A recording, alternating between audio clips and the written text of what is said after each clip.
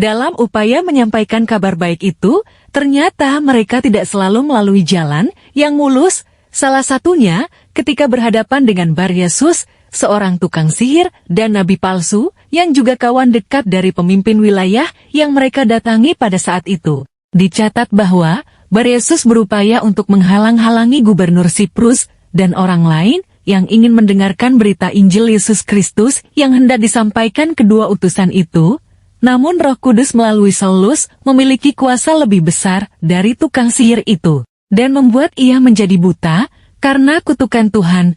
Inilah yang akhirnya membuat Gubernur Sergius Paulus semakin yakin untuk percaya kepada Yesus Kristus, belajar dari pengalaman pemberitaan Injil di masa kekristenan perdana. Kita bisa melihat, walaupun upaya memberitakan Injil diperhadapkan dengan rupa-rupa tantangan dan hambatan, namun kuasa dan mujizat Tuhan senantiasa menyertai setiap orang yang telah diutusnya. Seorang nabi dihormati di mana-mana, kecuali di tempat asalnya sendiri, di antara kaum keluarganya, dan di rumahnya. Ia tidak dapat mengadakan suatu mujizat pun di sana, kecuali menyembuhkan beberapa orang sakit dengan meletakkan tangannya atas. Nah, Bapak Ibu sekalian Tuhan, memang menjadi saksi Kristus, memberitakan firman Tuhan di tengah-tengah keluarga kita itu sangat sulit, Bapak Ibu. Dan ini Tuhan Yesus sendiri pernah mengalami hal demikian. Kita menceritakan firman Tuhan, kalau di dalam keluarga kita ini, memang sering sekali kita ditolak, Bapak Ibu. Seperti yang Tuhan Yesus pernah nyatakan. Misalnya itu adalah di dalam Markus pasal yang ke-6 ayat 1 sampai ke-5. Kita coba buka dulu Bapak Ibu. Di dalam Markus pasal yang ke-6 ayat 1 sampai ke-5. Nah, mari kita coba memperhatikan apa yang dikatakan oleh Tuhan Yesus tentang menjadi saksi bagi Kristus. Dan apa yang pernah Tuhan Yesus juga rasakan. 1, 2, 3, ya. Kemudian Yesus berangkat dari situ dan tiba di tempat asalnya, sedang murid-muridnya mengikuti dia. Pada hari Sabat, ia mulai mengajar di rumah ibadat, dan jemaat yang besar ditakjub ketika mendengar dia, dan mereka berkata, semuanya itu, hikmat apa pulakah yang diberikannya kepadanya, dan mujizat-mujizat yang diberikan, bagaimanakah dapat diadakan oleh tangannya? Bukankah ia ini tukang kayu, anak Maria, saudara Yakobus, Yoses, Yudas, dan Simon? Dan bukankah saudara-saudaranya yang perempuan ada bersama kita? Lalu mereka kecewa dan menolak dia. Maka Yesus berkata kepada mereka, seorang nabi dihormati di mana-mana, kecuali di tempat asalnya sendiri, di antara kaum keluarganya, dan di rumahnya.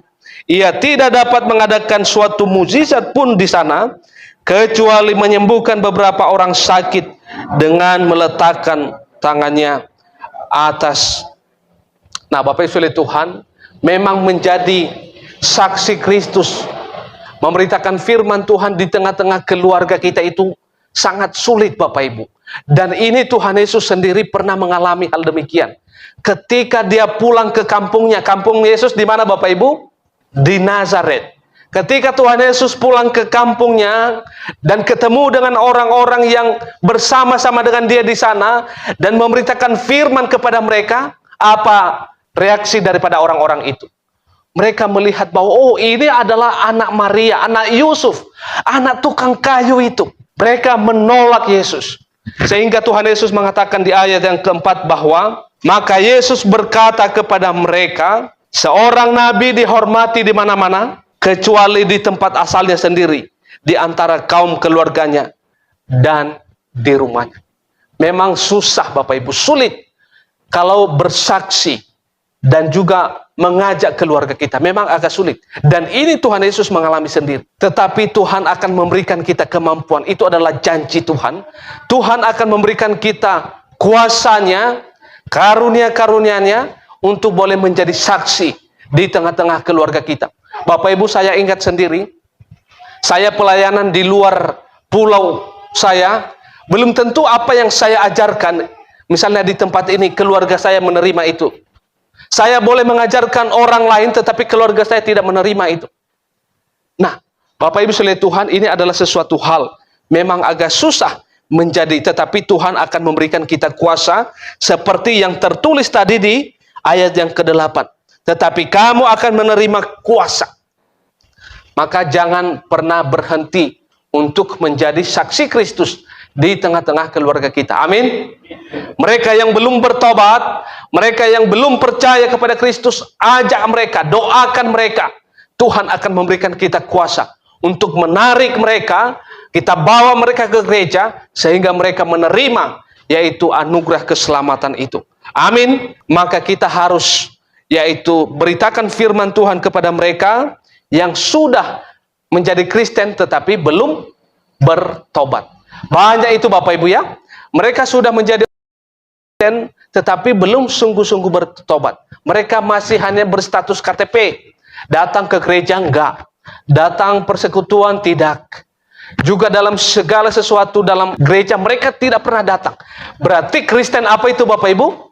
Kristen pengakuan saja. Kristen status di KTP saja. Tetapi ritual tanggung jawab sebagai orang Kristen, bahkan pengertiannya tentang Kristen itu tidak memahami sama sekali. Maka tugas dan tanggung jawab kita untuk menarik mereka, kita bawa kepada Kristus. Amin. Nah, ini adalah ayat yang ke-8. Firman Tuhan mengajak saya dan kita semua. Kita juga memberitakan kepada mereka yang belum bertobat, yang belum menerima, belum mengetahui siapa itu Yesus Kristus. Dan juga kita bersaksi Bapak Ibu. Bagaimana caranya supaya kita memberitakan firman? Kita bersaksi Bapak Ibu, yaitu tentang pertolongan Tuhan yang pernah kita rasakan. Bapak Ibu, saya percaya bahwa ada begitu banyak sekali pertolongan, penyertaan Tuhan yang pernah kita rasakan. Maka kita menceritakan kepada mereka. Dan ditambah dengan firman yang telah kita telah baca dan kita sampaikan kepada mereka. Terus di zaman sekarang ini Bapak Ibu, untuk menjadi saksi Kristus itu sudah agak lebih mudah dibanding dengan zaman-zaman dahulu kala. Sekarang ini adalah semua orang memiliki yang namanya apa? Media sosial. Orang diberkati. Puji Tuhan. Amin. Ada yang mengatakan saya diberkati. Nah, itu adalah bagian daripada apa? Bersaksi.